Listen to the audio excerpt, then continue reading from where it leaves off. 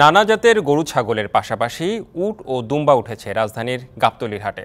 পাকিস্তান থেকে আনা দুটি উটের দাম চাওয়া হচ্ছে $1.5 কোটি টাকার উপরে। আনা হয়েছে চীন আমেরিকান জাতের সংকর একটি গরুও। মালিক দাম হাঁকাচ্ছেন 3 লাখ টাকা। গাবতলী হাটে মাত্র দুটি উট, তাদের চাহিদাও বেশ। মালিক একটির দাম 28 লাখ, অন্যটির দাম হাঁকাচ্ছেন 26 লাখ টাকা। ক্রেতারা দাম উঠিয়েছেন 21 লাখ পর্যন্ত। এটার দাম চাইছে 28 লক্ষ, এটার দাম চাইছে 26 লক্ষ। ক্রেতা ভালোই মোটামুটি আসতেছে, কিন্তু এটার দাম হচ্ছে 21 লাখ টাকা।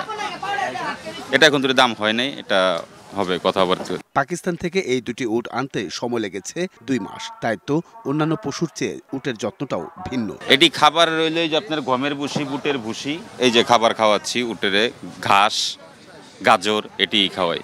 13 বছর ধরে গাবতলী হাটে উট নিয়ে আসছেন তিনি। তার আশা প্রতিবারের মতো এবারও বিক্রি হবে চাঁদ রাতে। শিল্পপতিরা আছে, তারা কিনে, অনেক দরবার শরীফ আছে, তারা কিনে, তাদের কাছে কিনা বেচে ইনশাল্লাহ বিক্রি হয়ে যাবে, থাকবে না। কোনো সময় উট গাবতলী হাটে থাকে নাই, আর থাকেও নাই, বেচা বিক্রি কিনা হয়ে যায়। হাটে উঠেছে চীন ও আমেরিকান জাতের সংকর এক গরু। এর গঠন একেবারেই আলাদা।